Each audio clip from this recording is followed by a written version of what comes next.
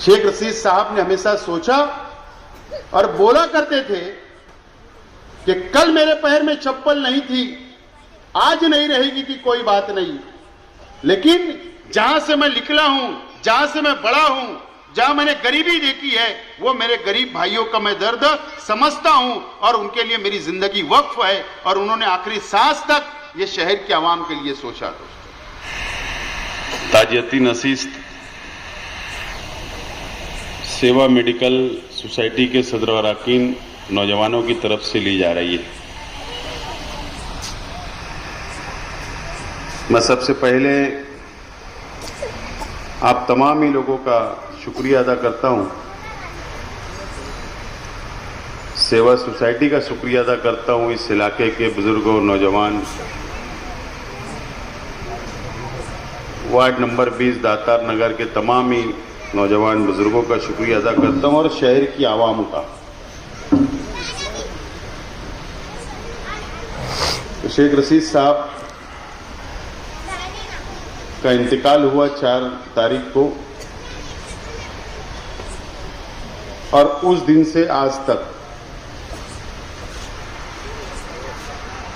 हमारे परिवार को, हमारे वर्करों को, हमारे साथियों को, हमारे दोस्तों को शहर की आवाम ने तसल्ली दी, हिम्मत दी और वादा किया कि जिस तरीके से शेख रशीद साहब के साथ हम लोग मजबूती से खड़े थे, आपके परिवार के साथ भी हम लोग आइंदा मजबूती से खड़े रहेंगे। मैं आप लोगों का शुक्रिया अदा करता हूं। मुझसे पहले कई साथियों ने यहां पर अपनी बात को रखा और हर वो बात सच थी। यहां पर जो भी हमारे दोस्त साथियों ने यहां पर आकर तकरीर की, अपनी बातों को रखा, सब एक एक बात सच है। मुझे याद है कि शेख रशीद साहब 1999 में जब एमएलए बने तो ये दातार नगर, ये नजमाबाद, ये 60 फीटी रोड का ये इलाका और उसमें नुमानी नगर, रहमताबाद, जमूर नगर, ये तमाम ये इलाके हाईवे तक, यहां पर आवाम, गरीब आवाम जो शहर से अपना घर बेचकर इस इलाके के अंदर आकर सस्ता प्लाट लेकर बस गई थी। गुर्बत का जमाना और ना यहां पर पानी भी नहीं था, लाइट भी नहीं थी, रास्ता चलने के लिए सड़क भी नहीं थी, कोई बुनियादी सहूलत नहीं थी, वीरान जंगल था और घर यहां पर बसे हुए नजर आते थे। शेख रशीद साहब ने, मुझको याद है कि जब एमएलए बने, मैं इसलिए 99 से बात कर रहा हूं क्योंकि उससे पहले शेख रशीद साहब अपने तौर पर जो भी खिदमत अंजाम दिया करते थे, लेकिन 1999 के बाद से मैं सियासी तौर पर शेख रशीद साहब जहां मुझको भेजा करते थे मैं जाता था और इस इलाके के अंदर बोरिंग पानी नहीं था, तो मैं समझता हूं कई 100 बोरिंग उस वक्त शेख रशीद साहब ने इस मुजाफात इलाकों के अंदर कराई।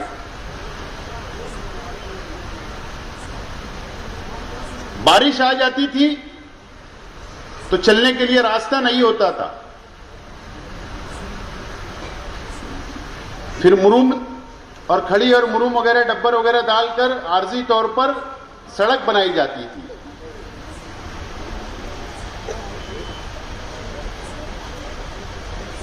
ये बात बिल्कुल सच है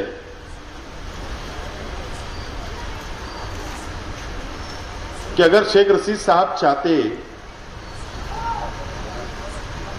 तायरा शेख रशीद साहिबा को आपके वार्ड से उम्मीदवार बनाया, शेख रशीद साहब खुद उम्मीदवार बने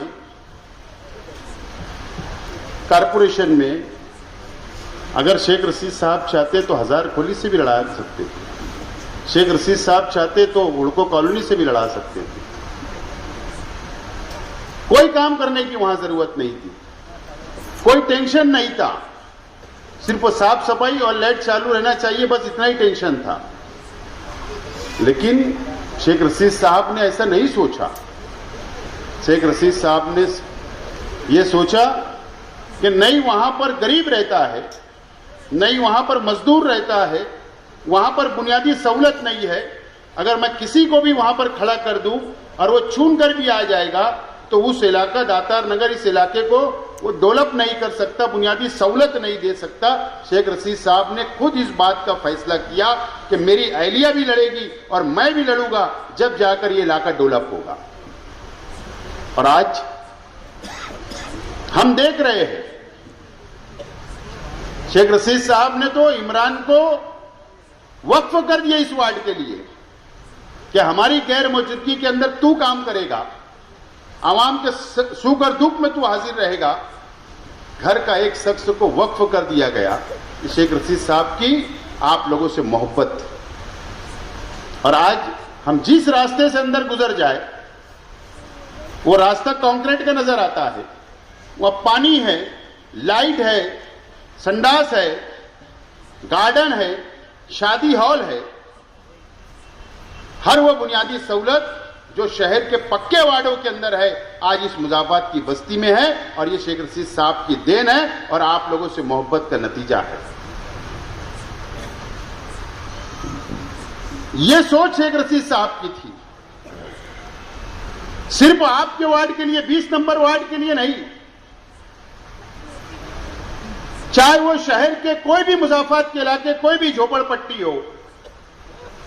शेख रशीद साहब ने हमेशा सोचा और बोला करते थे कि कल मेरे पैर में चप्पल नहीं थी, आज नहीं रहेगी थी, कोई बात नहीं, लेकिन जहां से मैं निकला हूं, जहां से मैं बड़ा हूं, जहां मैंने गरीबी देखी है, वो मेरे गरीब भाइयों का मैं दर्द समझता हूं और उनके लिए मेरी जिंदगी वक्फ है। और उन्होंने आखिरी सांस तक ये शहर के आवाम के लिए सोचा। हॉस्पिटल के अंदर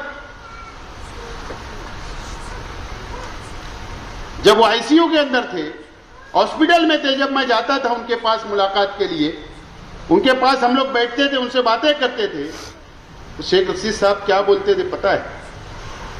मुझको बोले कि गवर्नमेंट का फंड तेको जब मिलेगा तो वो रमजानपुरे का अशरफी ईदगाह का ब्रिज बना डालना उसमें। यानी वो हॉस्पिटल में रहते हुए भी ये सोचा करते थे कि नहीं, यहां का बनना चाहिए आवाम के लिए। ये बोला करते थे कि 20 नंबर वार्ड के अंदर कुछ रास्ते हैं, उसको तामीर कर देना। आईसीयू के अंदर कौन सोचता है? हॉस्पिटल के अंदर ये बात शेख रशीद साहब सोचा करते। जुमा के दिन जब हम उनके पास रहा करते थे तो बोला करते थे कि कल शनिचर है, परसों एतवार है, शहर में बहुत शादियां होगी, जा तू मालेगांव जा वहां पर शादी के अंदर शिरकत कर। शनिचर एतवार को बहुत शादियां रहती, उनके सुख के अंदर जा, उनकी खुशियों में शामिल हो। अगर उनको पता चल जाता था हॉस्पिटल में कि फला शख्स के वहां किसी का इंतकाल हो गया, तो बोलते थे, किसी को बोला करते थे आसिफ को फोन कर, जा वहां पर हाजिरी लगाओ, मैयत में हाजिरी। ये कौन सोचता है? शेख रशीद साहब आज हमारे बीच में नहीं है, लेकिन उनकी यादें हमारे साथ हैं। उनकी 40 साल सियासी जिंदगी की उनकी यादें ये 5 मिनट, 1 घंटा, 2 घंटे में खत्म होने वाली नहीं है। आप लोग हिम्मत दे रहे, आप लोग तसल्ली दे रहे, आप लोग दुआएं दे रहे शेख रशीद साहब को, हमारे को हिम्मत देने का काम कर रहे। शेख रशीद साहब हमारे साथ थे, आप और हमारे बीच में थे, आपके और हमारे बीच में थे, तो हमको बहुत हिम्मत थी, बहुत हिम्मत थी। लेकिन आज शेख रशीद साहब नहीं है, अब हिम्मत कौन देगा? हिम्मत आप लोग दोगे।